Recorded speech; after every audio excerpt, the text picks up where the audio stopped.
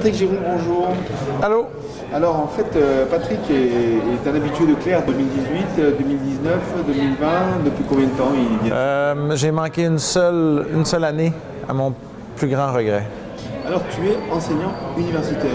Oui, je suis professeur. Je suis responsable du laboratoire de formation et de recherche sur la littératie numérique de l'Université du Québec à Chicoutimi.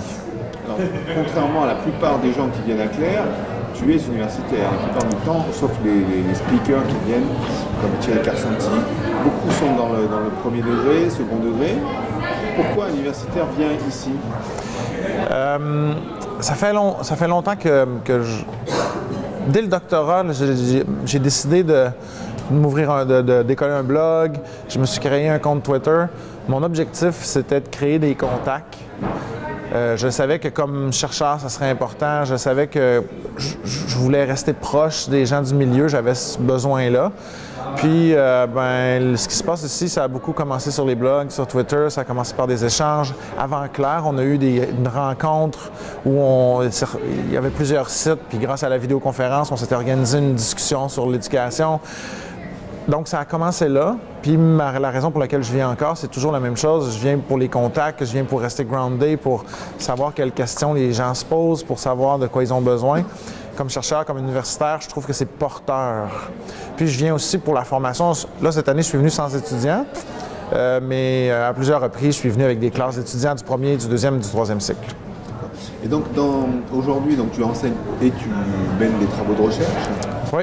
C'est quoi le sujet central de la recherche aujourd'hui pour toi? Pour moi, tout ce qui touche autour du savoir, puis du développement du savoir numérique, puis des compétences numériques des jeunes. Donc, autant les stratégies pédagogiques des enseignants, d'abord les savoirs puis les compétences des jeunes, quel niveau ils sont, c'est sûr que ça m'intéresse. Comment on fait, comment les enseignants s'y prennent pour les amener à progresser. Ça aussi, ça m'intéresse. Puis tout le volet, parce que le laboratoire, c'est une équipe, on est plusieurs. Tout le volet, comment on accompagne les enseignants, parce que c'est un défi pour les enseignants. Là. Il y a des enseignants qui sont encore au niveau zéro de l'intégration d'éthique. Puis comment on fait pour les accompagner pour qu'ils soient capables eux-mêmes d'accompagner les jeunes dans le développement de leur littératie numérique. Et sur le principe que si on ne connaît pas soi-même la culture numérique, c'est compliqué un peu d'expliquer aux jeunes. Or, c'est l'essentiel aujourd'hui. C'est essentiel. Il y a un niveau minimum essentiel, mais c'est justement de les faire passer par-dessus cette peur-là de « ils sont meilleurs que moi, je suis pas bon ». Donc, on fait de la recherche sur les meilleures stratégies pour les accompagner, sur les outils, dans quels outils on peut leur présenter aux enseignants pour qu'ils puissent, à leur tour, le réutiliser facilement dans la classe, des outils qui vont être faciles pour eux à maîtriser, puis faciles pour eux à intégrer pédagogiquement, puis qui vont avoir une portée pour les jeunes. Donc, on joue beaucoup autour de ça. Là. Les jeunes, leur littératie numérique, mais les enseignants, comment ils s'y prennent, puis nous, comment on peut se prendre comme universitaire pour former les enseignants. Alors, on a discuté ensemble dans la voiture, parce qu'en fait, tu nous as chauffeur pendant 3 jours, et on a soumis une idée qui est une erreur. Souvent, on dit, les jeunes, parce qu'ils n'ont pas besoin, parce que les jeunes, ils sont nés avec le numérique, c'est des générations Internet, donc les jeunes enseignants qui sortent de là, ils savent faire. Or, tu m'as dit l'autre jour, non, en fait, on a beaucoup de jeunes recrutés qui ne connaissent pas l'ordinateur, ils ne veulent pas y toucher, parce qu'ils font l'éducation pour autre chose. J'ai pas fait de recherche, c'est une observation après une douzaine d'années comme prof à l'université. Les jeunes qui s'inscrivent à l'université pour devenir, parce qu'ici au Québec, on s'inscrit pour devenir prof, on ne fait pas un baccalauréat avant, on fait un baccalauréat en enseignement.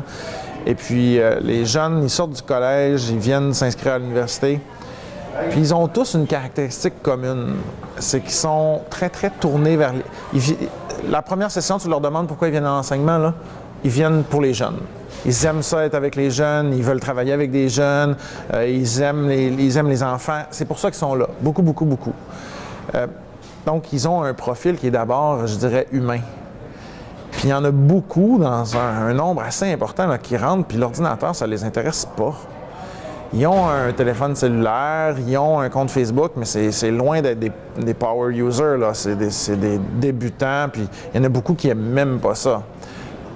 Donc, il faut leur apprendre à aimer ça, il faut leur apprendre que ça peut devenir un levier, il faut leur apprendre que ça peut devenir un outil, puis les accompagner là-dedans. Mais oui, ils ont souvent un profil. Nos futurs enseignants, ils ont beau avoir 22, 23 ans quand ils sortent de l'université, là, ils ne sont pas nécessairement tous techno. Il y en a qui sont pas beaucoup techno, pour ne pas dire pas du tout. D'accord, donc c'est un petit point que je voulais faire avec toi. Donc Claire s'achève. L'année prochaine, il y a d'autres sujets. Il y aura toujours autant de jeunes enseignants qui vont venir à Claire. Et pourquoi? Bon, on espère. En tout cas, moi, je trouve ça magique quand on fait lever la main des nouveaux, puis qu'on se rend compte qu'il y a 100, 150 nouveaux. C'est la première fois qu'ils viennent à Claire. Je me souviens pas qui, mais il y a un de nos conférenciers dans le passé qui nous avait dit « Soyez des virus, essayez de contaminer les autres ». C'est un peu ça. Claire, c'est un nid à virus. C'est un endroit où on essaye de propager la... C'est le CAHM. Oui, le NaH1. Oui, on essaie de propager la bonne nouvelle. Donc, j'espère qu'il va y avoir encore beaucoup de nouveaux. Et puis, ligne directrice, le comité va travailler là-dessus. Là. On a déjà fait une liste de noms, on a déjà commencé à réfléchir. Là, la grosse question, c'est l'année prochaine, c'est notre 10e anniversaire. Comment on va faire pour accueillir tout le monde? Parce qu'à chaque année, il y a de plus en plus de monde, puis là, ça commence à être un problème. C'est un très beau problème, c'est super le fun à gérer. Mais aussi, ça fait 10 ans, là, puis les gens, à chaque année, ils ont des attentes. Puis jusqu'à date, on a toujours réussi à... J'ai jamais été déçu quand je suis venu à Claire. La seule fois que j'ai été déçu, c'est quand je suis pas venu. Donc, comment on va faire l'année prochaine? Là, ça va être des beaux défis pour l'équipe école, des beaux défis pour les personnes de l'extérieur, le comité qui essaie de les conseiller puis de les aider un petit peu. J'ai déjà hâte à l'année prochaine.